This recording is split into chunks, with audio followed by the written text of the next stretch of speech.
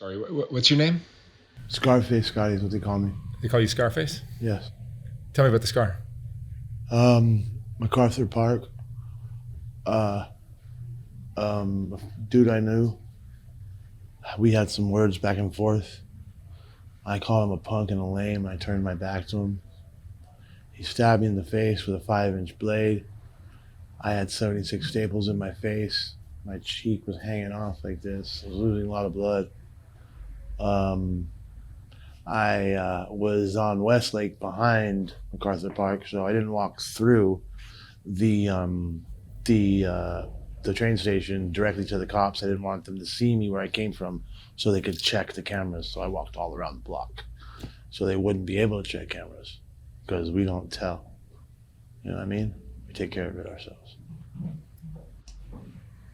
Scotty, where'd you grow up? Where are you from originally? I was born here in California at Cedar Sinai. When I was 4, I went to go visit my family in London. Um, Announced to unknown to me, my father was having a sexual relationship with my mom's best friend, so we stayed there for the next 10 years. And tell me about your parents. Um, my mom did as good as she could, but my father had fucked her up real bad. So I had to deal with my mom. She had a few nervous breakdowns, and we'd find her walking around London following the yellow brick road, what she said, which were the yellow lines in the road, all around London. And London's a huge fucking city. I was very worried for my mom back then. How would you describe your childhood? Um, Not the same as anyone else's. Good and bad in some parts. I grew up a little fast. I did things that other children didn't do. I did drugs at an early age. Um, I experienced a lot of things at an early age.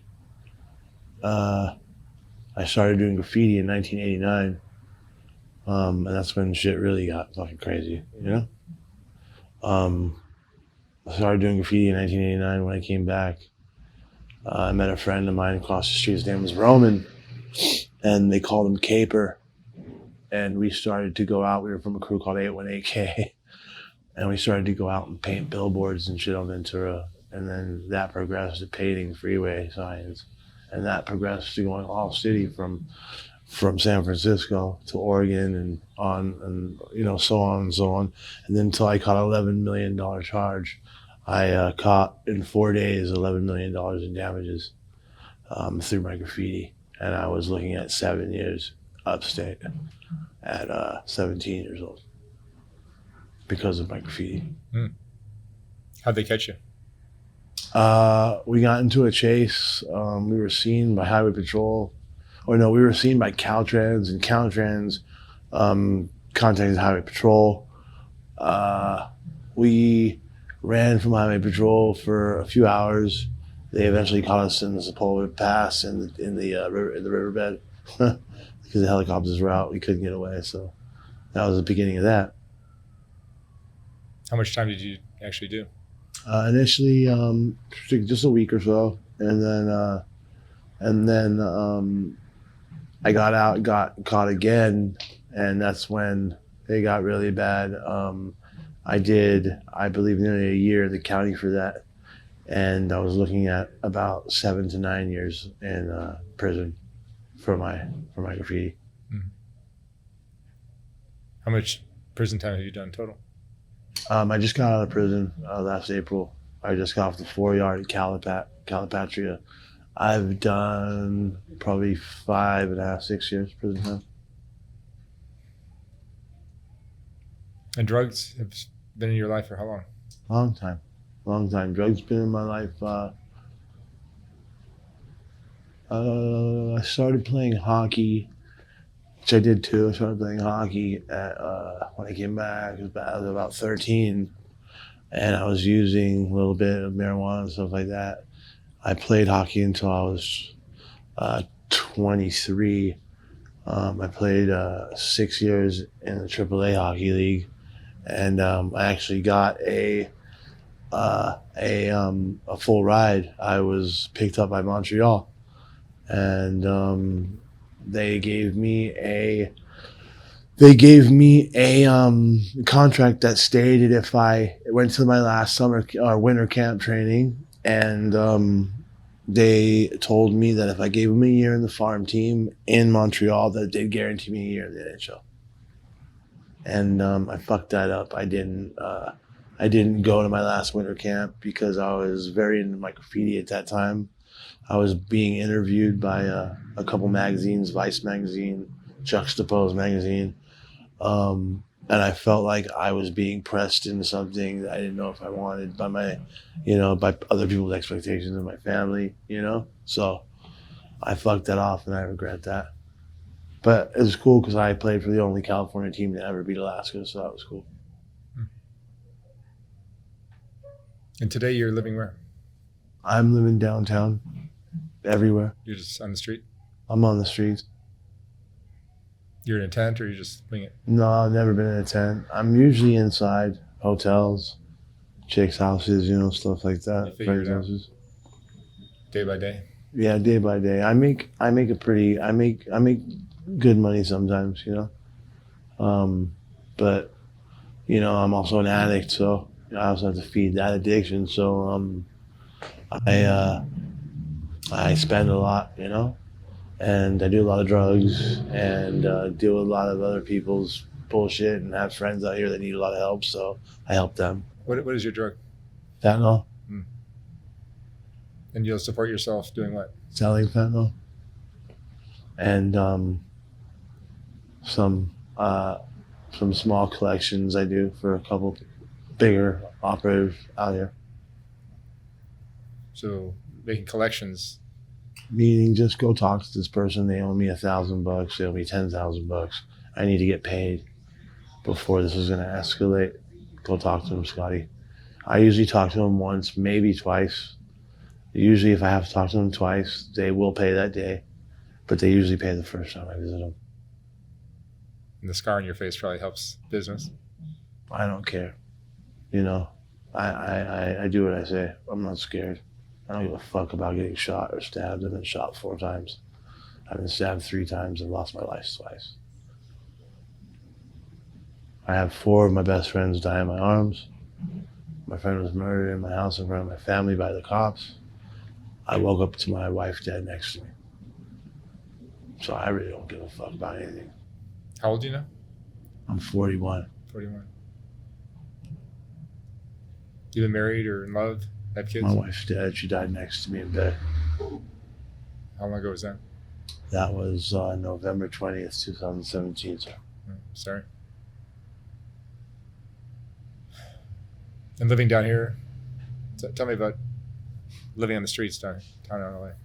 It's been gnarly. It's been crazy. This is part of my life I'll never forget. It's a part of my life I think I may have needed to have. I needed this to see it. I think a lot of people might need this in their life. Not saying that I need more of a lesson now, but it does things to you if life hasn't done to you by itself. This place will do it to you. I'll never forget what Skid Row's done to me, ever. I've seen fucking gnarly things out here, especially being a white boy. Mm-hmm. I have to really press the issue because I don't fuck around. I'm not going to get punked or I'm not going to get disrespected by anyone. I don't care what the fuck they do. You know what I mean? But I move around pretty well. I'm pretty respected by all the races, you know what I mean? So I can move between the races. For the white boys out here, I pretty much I have the final say for the white guys out here on the streets when it comes down to things being organized and decisions that we have to make, Mm-hmm. How were you first introduced to hard drugs? I had a friend, his name was Michael Buha. He did graffiti with me. They called him Beetle from YR, Yard Rats. And he said, dude, have you ever smoked heroin? I said, no. He says, the shit, dude, you should come over and try it. So I did. And I was like, I'm gonna go outside and smoke a cigarette. And it was the most unbelievable, euphorically beautiful cigarette and time I've ever had. I never felt anything like that. And I wanted more of it, you know? And it's been a motherfucker ever since, you know, I drink. What do you worry about? What are you afraid of? I'm afraid for my children. I have 3 kids And where are they? with my mother. You think there's a chance that you won't get off the streets or off the drugs? Yeah, I'm gonna get off the drugs. They right now as we speak, they're really, really at their last legs with me. You know, I have to use a lot to get loaded. And a lot can be dangerous. And I don't I don't like using if I'm not getting loaded, so I do use large amounts, you know, and sometimes I don't OD though. But sometimes when we're using, people OD. I've watched so many people die that you couldn't save. I've watched people fucking say, go, hurry, get Narcan. And I run into people that have Narcan and they're trying to fucking sell it to me, you know? And I'm like, it's fucking atrocious, dude. And people have died that way. You know, I've seen a lot of people die, a lot of death, dude. It's mostly fentanyl that's causing these deaths too. Yes and no. These well, the people that don't know what they're doing, they want to get high no matter what, and fentanyl is there. It's not a drug that you want to try for your first hard drug session. It's not something, it will kill you immediately, and it has killed me twice. It's been over for me. Luckily, I had some people that cared about me and brought me back. You know.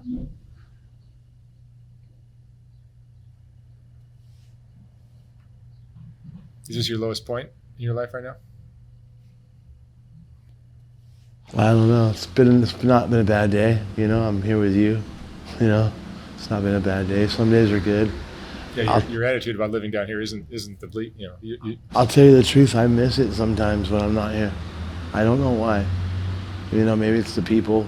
Maybe it's the shit that goes on. Maybe it's the freedom. I don't know. The one thing that does bother me though is I have children, and I miss them immensely, greatly, deeply. You know. My youngest is hard for me to deal with though. He looks so much like his mother. And I was madly in love with his mother, madly. And would do anything for her. Anything, and I did. Like I said, I died on the operating table for her, you know? So, then I came back and she was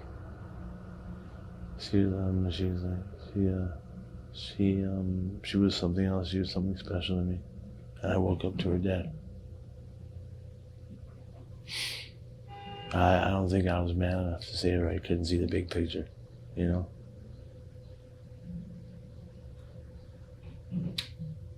do you have any regrets in your life? Yeah. Not being man enough for her. Not being a man that she wanted and decided to spend her life with. She was so much better than me. So much more beautiful than me. She graduated from Juilliard, second in her class. She was a ballerina. She got accepted to the Royal Academy of Arts to dance. She also played water polo for a significant number of years, and she was a suicide girl for 4 years. And she loved tattoos and shit and like that, but she was a very different kind of girl. She was a very subdued, a girl that's very demure. You know, she didn't speak much. It's not the person she was. She liked to read and she liked the quaint things in life, and she loved to dance to ballet. And she could do it so well. It was beautiful. I was so madly in love with her. I still am. I still ask her every night to come to me. I still pine for her, but she's gone. Something I have to live with. Does losing her make it harder for you to deal with the situation?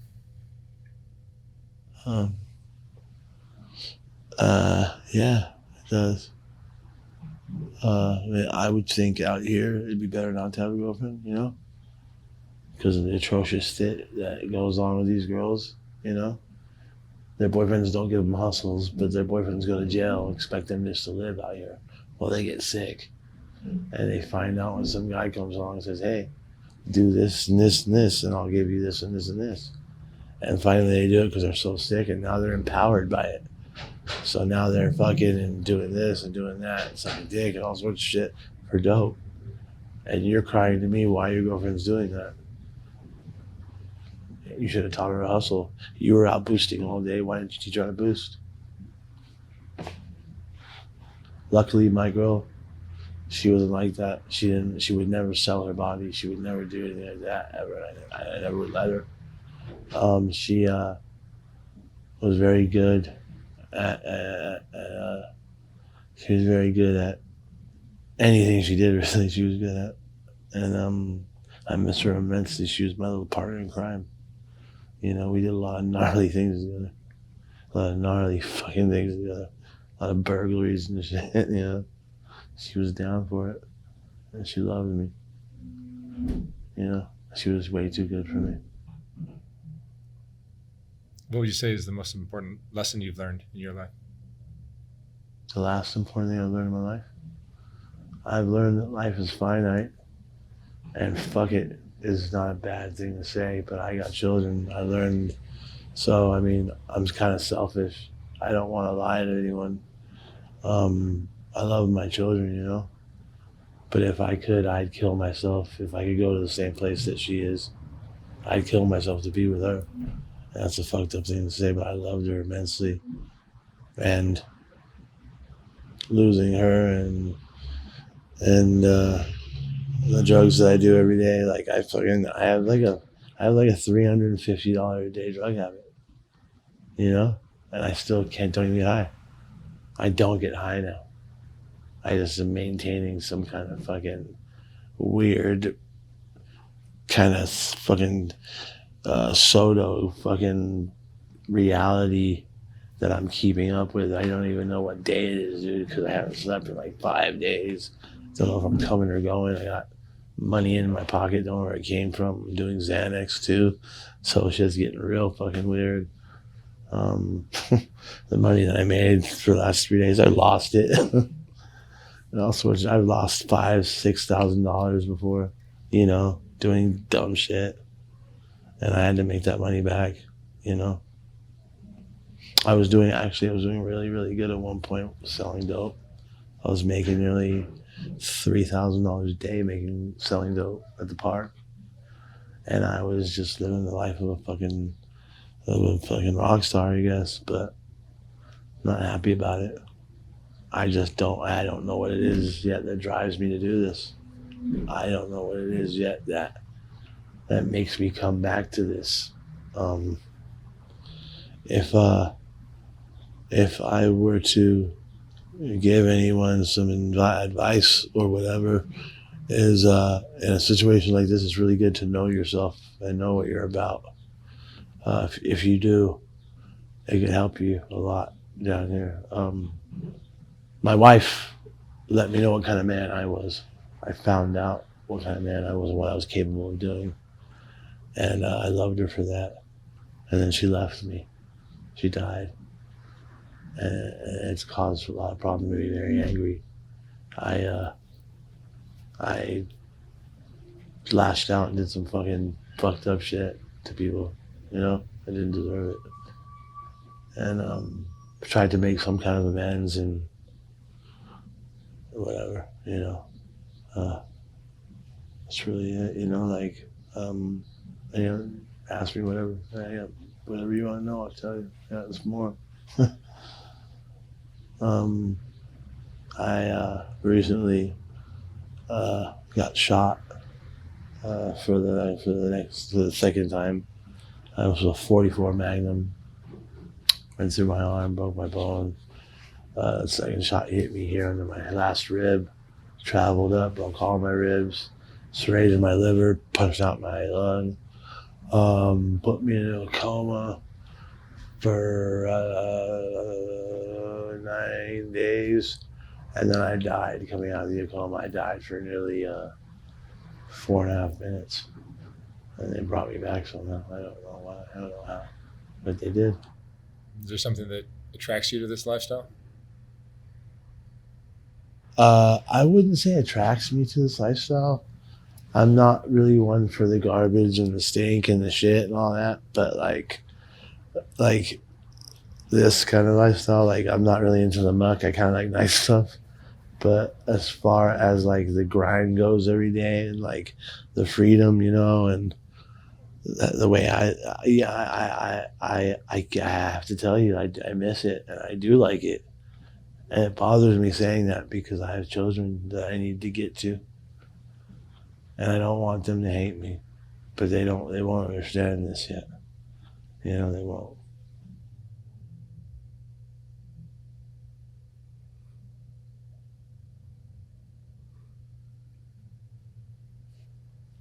All right, Scotty.